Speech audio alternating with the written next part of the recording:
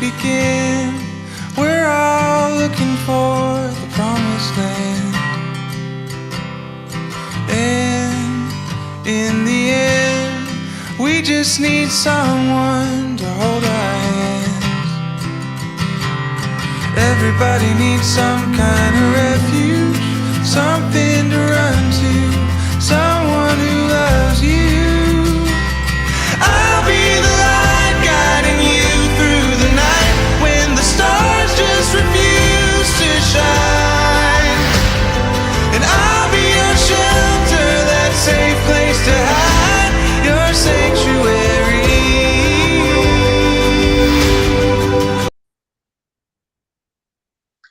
Hi, everybody, and welcome back to Everybody is Addicted. Today we have Brittany, and she has been kind enough to come on and share her story with us. So I'm going to let her take it away.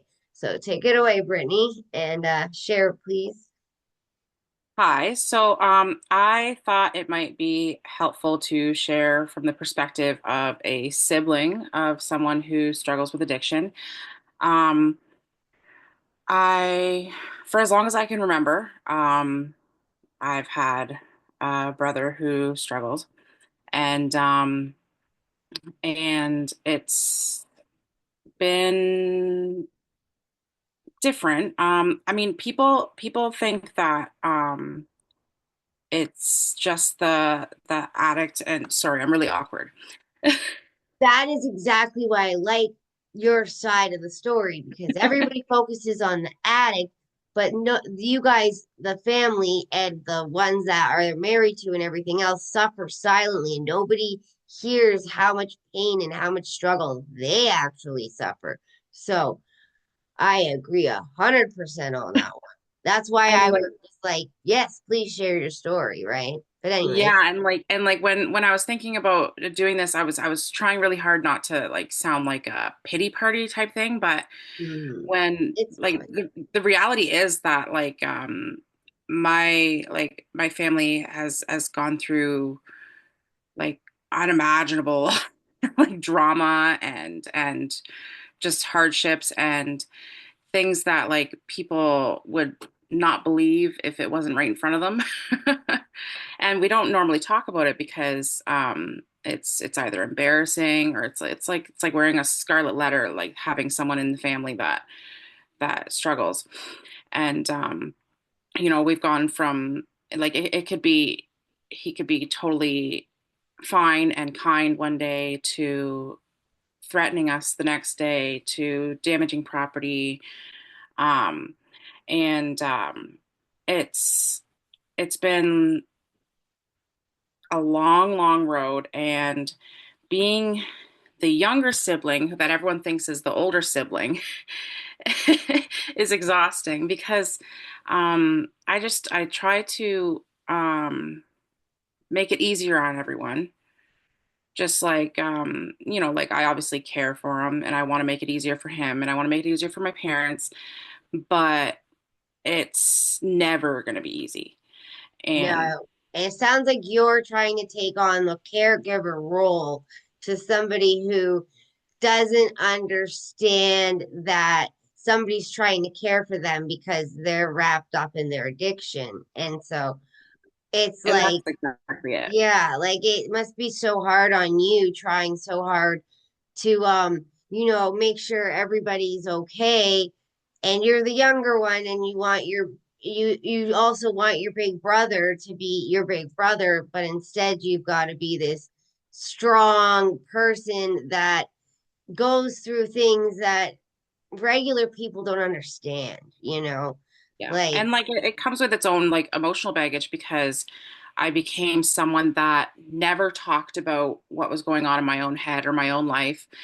And I was taking on everyone's problems, not just my brothers or my family's, but I became a codependent person that any friend I had, I was taking on their problems and their responsibilities because it was just who I became. Like I was a fixer and I needed to like fix everything. And that's all I knew.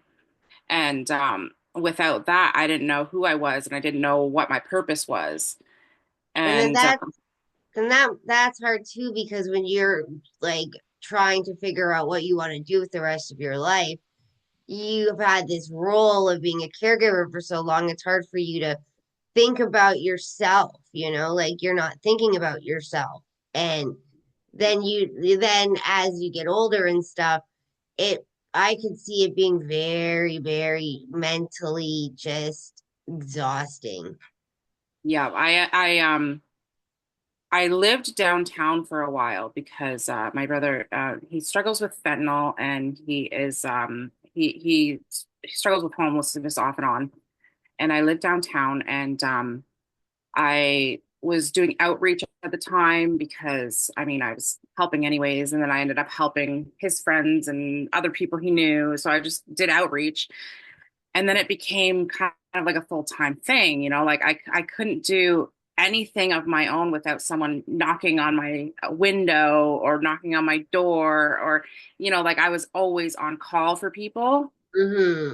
And it became like I had no privacy, I had no personal time, I had no sleep. Like No so self-care whatsoever, right? yeah, so like I became like a shell of a person myself. And it took basically moving to get out of that cycle, and start putting myself first. Which is really hard to do when, like, I have had addiction, but I was sober and my ex was an addict. And so I know that it is so hard to put yourself first when all of that is going on. And I know what you mean with people coming to the house. They want, like, because they want somebody to talk to. Oh, just, yeah, I get what you're Like saying. it's like every time they get injured or they're hungry or they're thirsty or they need to make a phone call, or it's raining or it's snowing or they're tired, like they come to you. It's like every single thing. And and then no is not an answer. Oh no. If you're busy, then it's like how dare you. And it like in the past it has resulted in outbursts where a restraining order was placed, and I couldn't have contact with my brother for a couple of years. And so that was like, that's tough on my family because holidays and things like that. So it's never been like a normal family dynamic. Yeah. And like you want to walk away, and like you fear of being an enabler, but you never know when the last time they're asking for help is. Like you don't want to turn them away and then have that guilt. Well, that's how I feel like with my daughter's father, right? Like he's homeless as well and like not doing he just got out of the ICU for pneumonia. He left the hospital. So I have that same feeling. You never know. So I never get angry. I don't treat him like he doesn't pay child support. He's not a regular dad. But I never say no if he wants to see her because I never know if it's going to be the last time that she sees him. So I Yeah. don't say no. And so I get what you're saying. Like it's and that when you do have a restraining order with them, it makes it so complicated too. And I think from your perspective, it's like so unfair. I feel like you've just taken on so much in your life that like you need like you time to be you, and you know what I mean? Like for your mental health even like and growing up and like I like that must have obviously left trauma marks on you, obviously going through all of that at a young age and then being a caregiver at an older age, it definitely I could see it have taken its toll and you um don't deserve that, and it's like people don't see that. They don't see that with No. family. See, like I've always been viewed as this like princess with the perfect life and had everything going because I was the good kid. Yeah. Um, and like people knew about my brother, but because I didn't talk about it, I seemed fine. But I just like I felt invisible because squeaky wheel gets the grease. Mm-hmm. So I just learned not to say anything, don't make more trouble, don't cause more stress. And then it just became like I never talked about what was going on, what I felt, or anything like that. So I kind of played a role that I was fine and dandy. Mm-hmm. So everyone's like, like if I was in a bad mood, it's like, well, what do you have to be in a bad mood about? Like everything's great. That is so unfair too, right? Like I feel so like you were overshadowed so many times, and like you are a person too. You're allowed to have emotions just because you're not a drug addict. Like it's not fair, right? And Yeah. um I don't know, did you ever like go to counseling or anything like that to try to like figure out how to like deal with that feeling of kind of at times being invisible, at other times being the one that has to take care of everything, having to keep your mouth shut and block off your feelings? Have you ever gone to counseling or anything? I used to have this wonderful counselor, therapist, but he retired and I haven't found anyone since. Like, I haven't found anyone that can really wrap their head around how my life works, I guess. Hmm. Like I've heard things like, well, how do you deal with all that? I'm like, well, that's why I'm talking to you. And like I've heard the most strange things from therapists and counselors because like I get it. Like sometimes my life sounds really dramatic. And I think that's also why I try to downplay it and not talk about it because I don't want to sound like there's always something chaotic going on. Minimizing your feelings only just makes it worse. You know what is probably would be really good for you is I go to a methadone clinic, and at that methadone clinic they have addictions care therapists and counselors, right? Now, if you went in, then people go there that are family members, not to get treatment for methadone or anything, but to use their counseling services because the addictions counselors do understand what you're going through. And because I've had counselors ask me questions too, and I'm like, or not pay attention to me, or you know what I mean? Like, not feel heard because I don't know. I've just had my own instances, I guess you could say, but like when you have a good one and then they're gone, it is hard to find a good new one. But I would suggest possibly if you were looking for something that or someone who'd understand you is to go to the RAM clinic on Colburn because they have counselors and licensed therapists, and they'll be able to um talk to you, they'll be able to understand you, they'll even give you a mental health assessment to see if you have any PTSD from what's gone on with you and stuff like that, and be able to really actually give you help instead of making you feel like you can't feel your feelings, because that to me is so sad. Like I don't know, like I was a person that was very much like that, kept everything to myself until I hit a breaking point when my dad passed away and I just couldn't hold anything in anymore, and like it's tough holding it in. Like, I don't know how you do it. I don't know how you do it because, like, I didn't have all that stuff going on, right? I was just bullied, so I just kept to myself, right? Whereas, like, you have some real big things going on.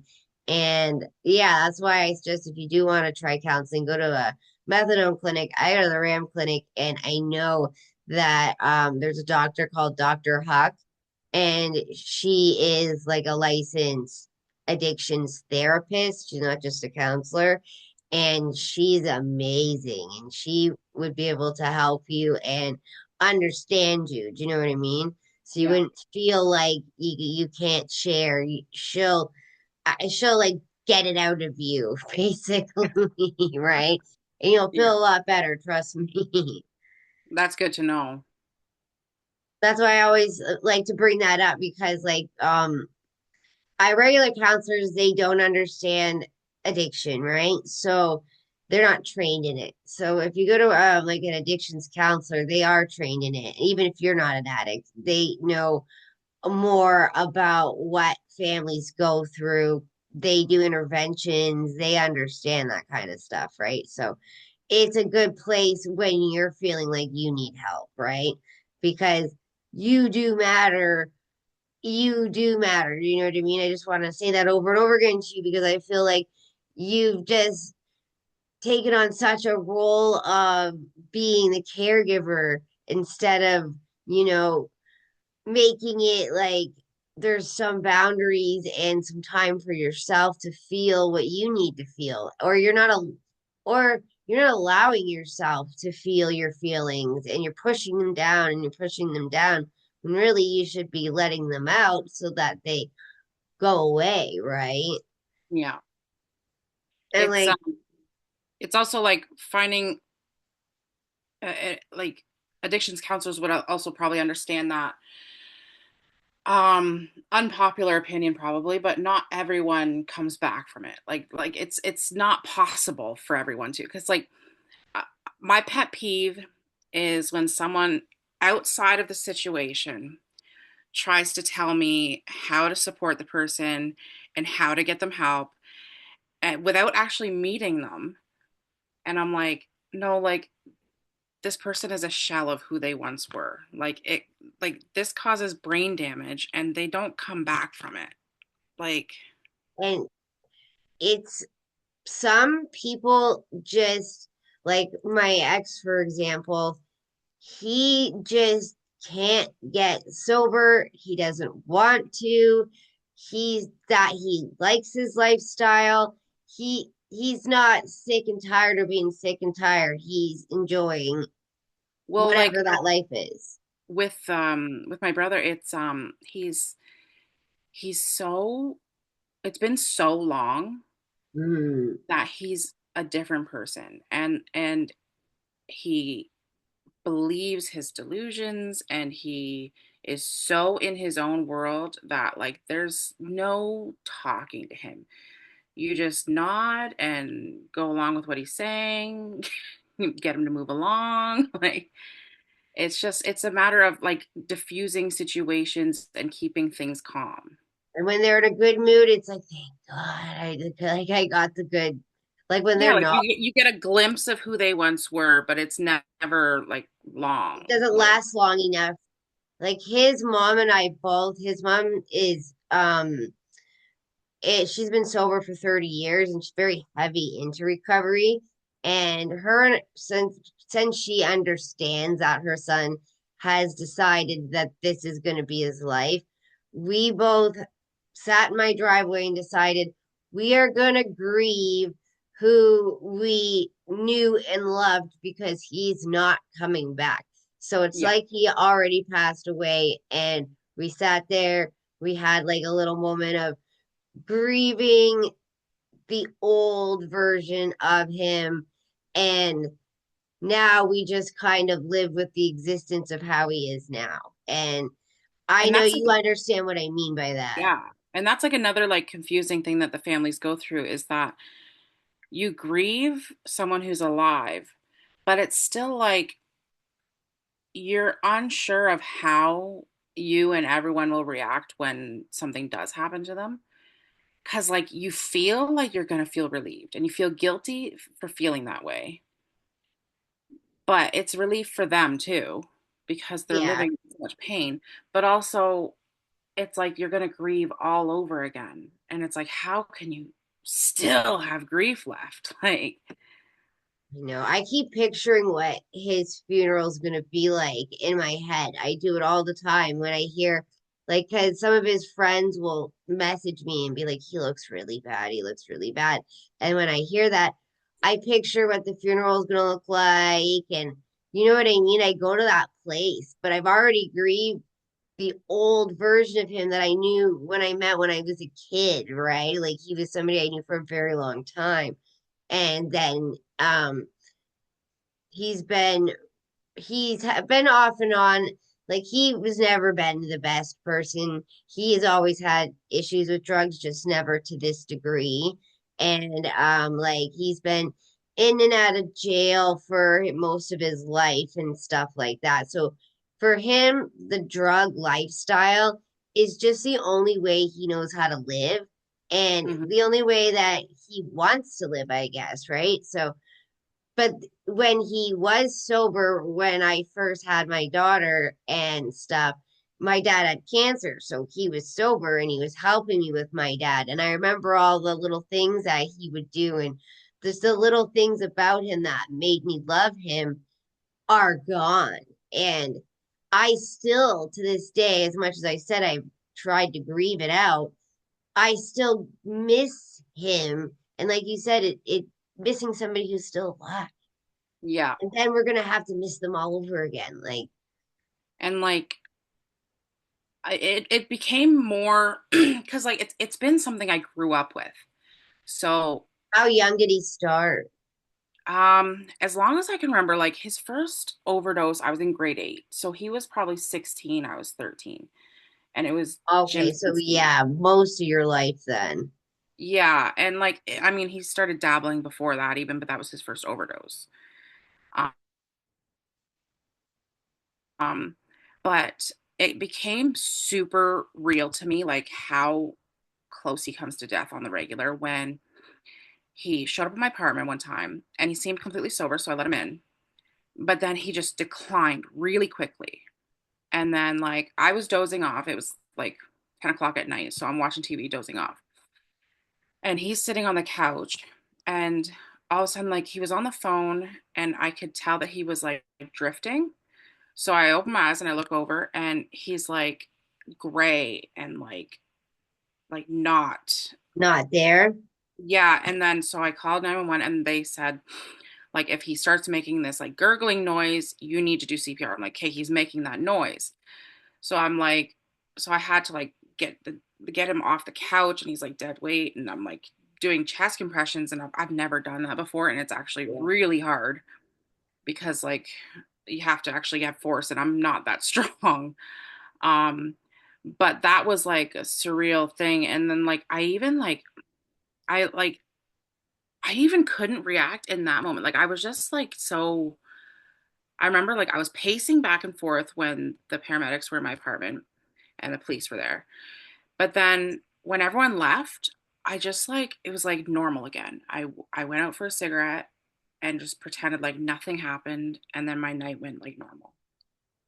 Like I just There, didn't. yeah, I get what you mean. Like, I get exactly what you mean. There was times when at our house, I found him overdosed twice, right? But he wasn't to the point where I needed to call an ambulance. He had just taken maybe a little bit too much, right?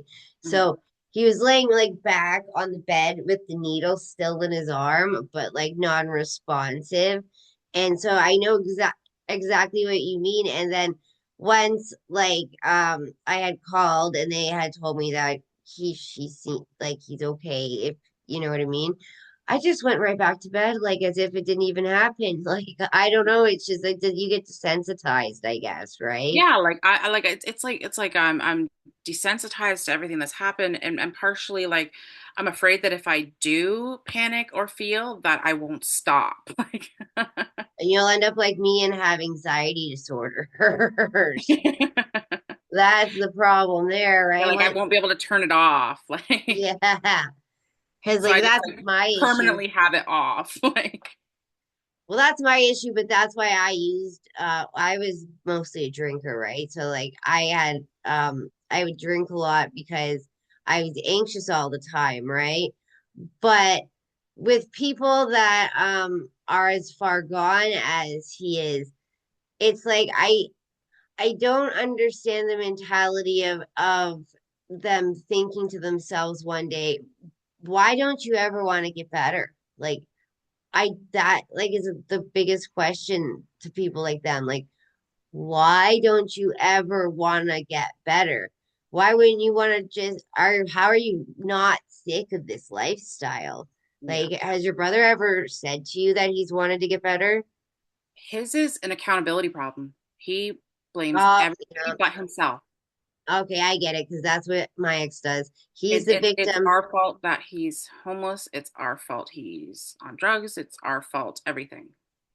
Yeah, my ex is the same way. He's the victim. It's my fault. It's his mom's fault. He even was in an article in the newspaper saying that it was the courthouse's fault that he was still doing drugs because they didn't put him in jail. So I now, you know what, once you said that, that makes so much more sense. It's just that they don't want to be, they don't take accountability, and they don't see themselves. They Yeah, don't have a true they have to self-image. know that it's them doing it before they can realize anything to get better. Have you guys ever like has he ever gone to any treatment or detox or anything? He used to. Now like there's no way he'd ever go, but he Yeah. used to, but he never lasted at any.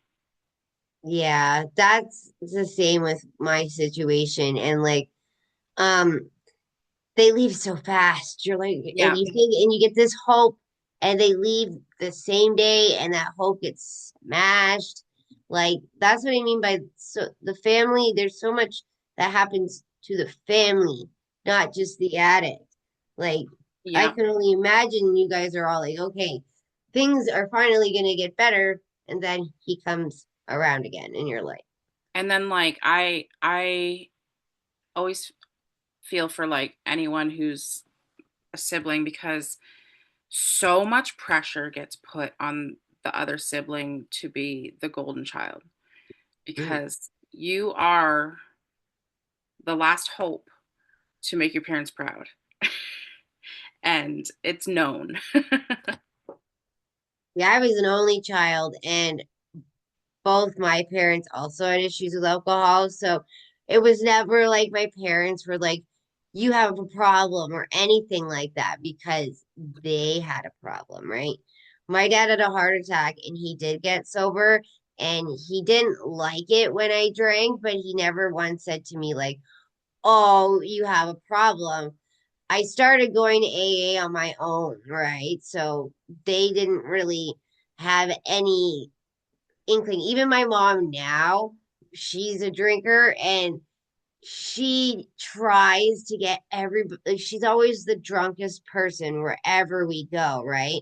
So you don't like taking her places. And Yeah. like she doesn't see that we all notice that, and she tries to egg everybody on, like say like Christmas dinner, to drink more wine, and drink more, and like everybody's like, we don't want to, but Yeah. it's just to cover her actions, Yeah. right?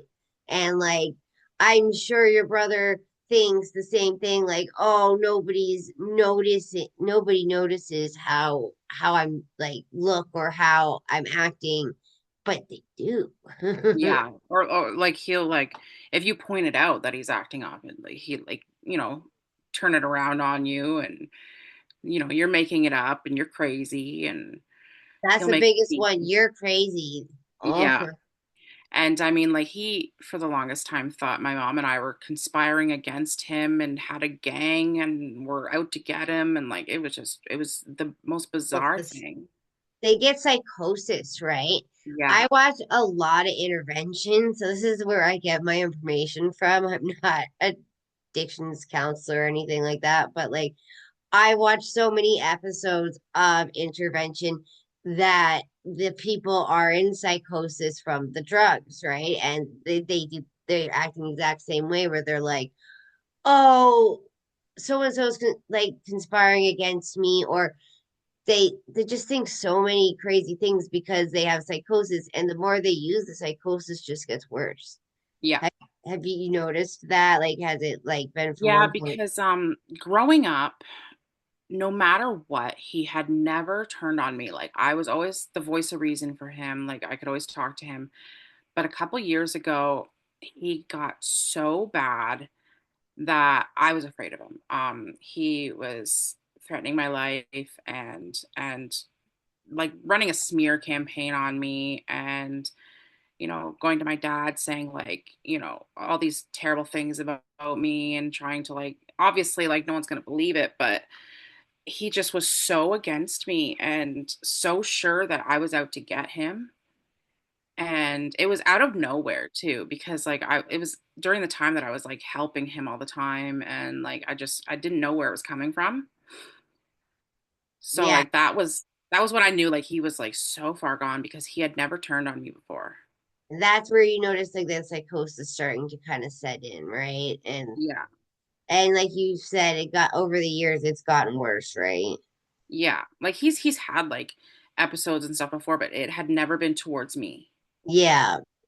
And then like you said, you try to hide your feelings, but I get like I I just know in my heart that I that hurt you. Yeah. And I know it could not hurt you, you know what I mean? But I know that you probably just suppressed that feeling, but realistically, how did you really feel?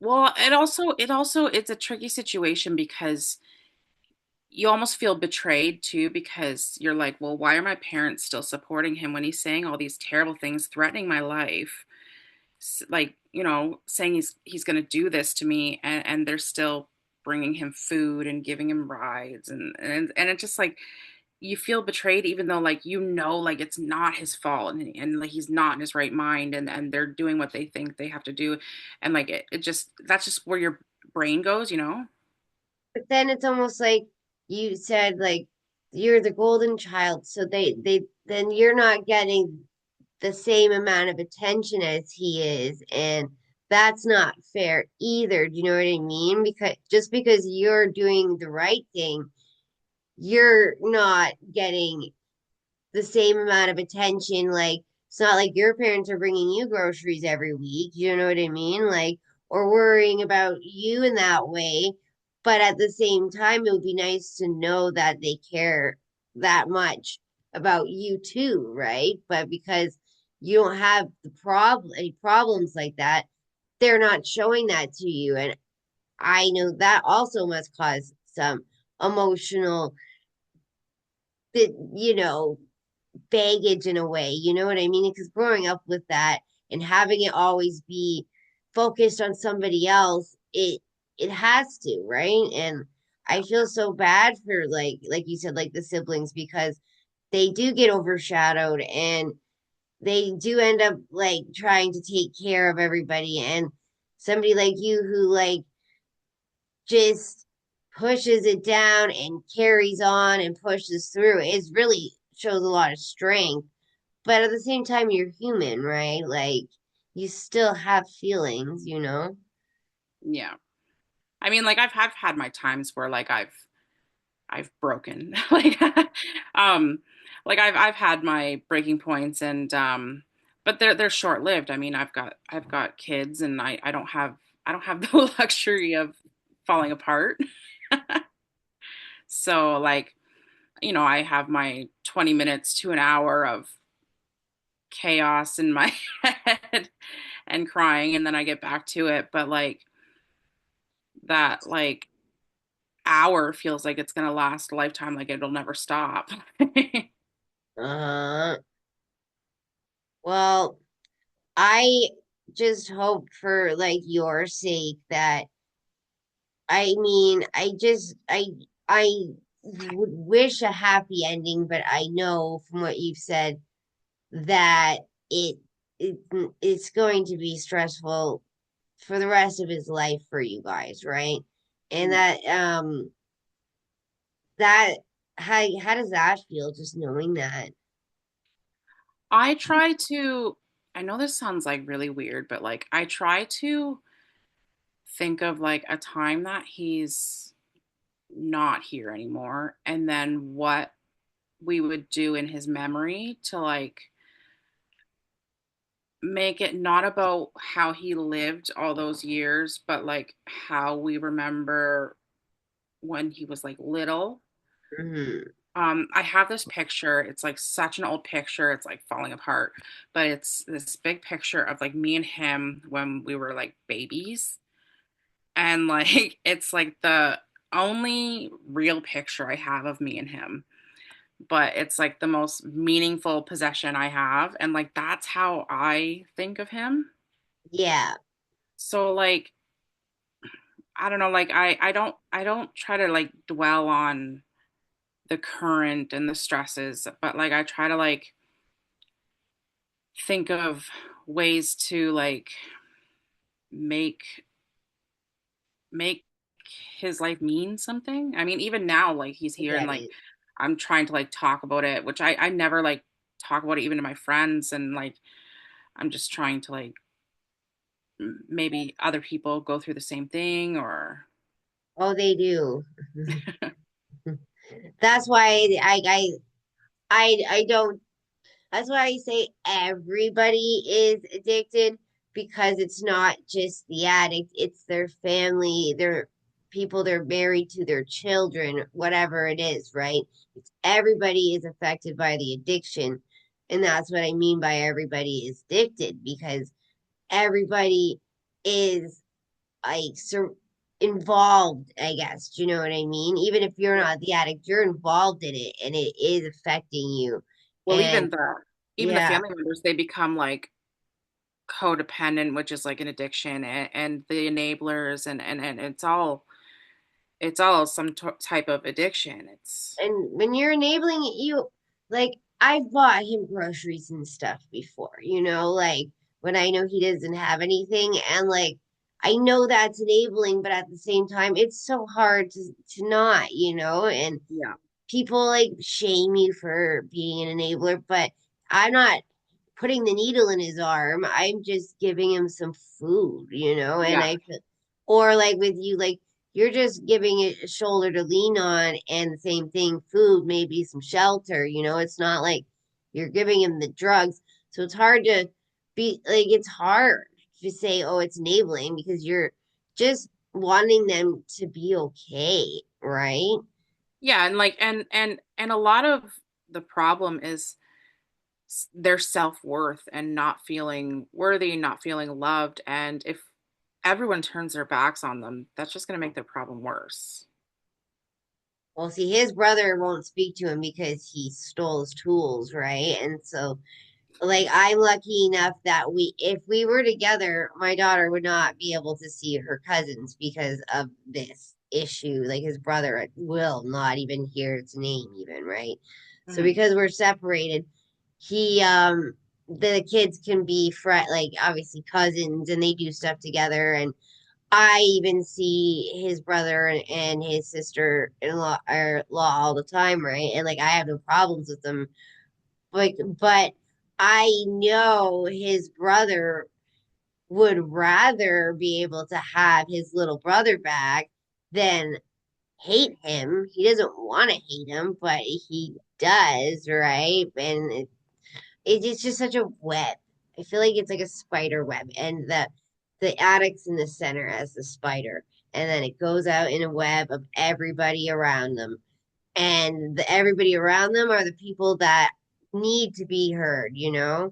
that's why I'm so glad you came on and did share what you did, because I mean, like you said, their voices aren't heard, and there's so much feeling, and I guarantee you people who listen to this will relate more than even you think, because they're like, especially in Brantford, like there's such a massive amount of addiction, that there's a massive amount of families that are going through this. And I'll even see like friends of mine post photos in memory of somebody who's passed. I know how they passed. We're obviously not going to bring that up because they're saying it in their memory, but it's because of the addiction. And even because I grew up in Paris, which is a small town, we all know each other really well. So when somebody passes, it hits everybody really hard. And even that, their addiction, even then, is affecting us, because we were worried about them, then they overdosed and died, and now we're all grieving them. So even then, they're still, you know, affecting other people, not just themselves, right? Yeah. And like, is that like why you? stayed sober, like, and didn't really want to like experiment and stuff? Was it because you experienced or got to see the I mean, like bad side? I'd be lying if I said I didn't experiment in the past. But to be an addict, I feel like I would break my mom's heart. Yeah. Like I I I quit could, drinking because my dad died and he didn't like it, and I same thing, break his heart, and I can't do it. Guilt, yeah, parent yeah. guilt. I could never, no, like I mean, as much as I hate being the golden child or the one people rely on, I do want to be like somewhat of a shoulder for, Well, because you still love him. It's not like that love goes away, right? Like, yeah. And like and I would never want to like disappoint the people that are already disappointed, you know? yeah, and all of it is just so hard. And um, I'm gonna wrap it up because my files only load such a certain size, so I Yeah. usually go by a certain time. So I'm sorry to cut you off, but I really appreciate you coming on and sharing that because I haven't had anybody come on and share from a family perspective, and I think that it will really help listeners be able to relate. Like it might even help them in a way of coping because they're like, well, this is what she did, or feel comforted in knowing that they're not alone and stuff like that too, right? Mhm. And maybe also feel like not so bad for, enabling a little bit by helping out in certain ways. Yeah. So thank you so much for coming on. I appreciate it so much. Like you've no Thank you for idea. having me. So thank you for coming. I may have you come back on and see how things are doing. I like to check in with people and see if everything's okay and stuff like that. And if you have like more to say or anything, like you know what I mean? So I will check back in with you in a few months and see how you're doing and stuff. And if you want to come and say anything else, definitely more than welcome to. And just remember the RAM clinic. It is on Colburn.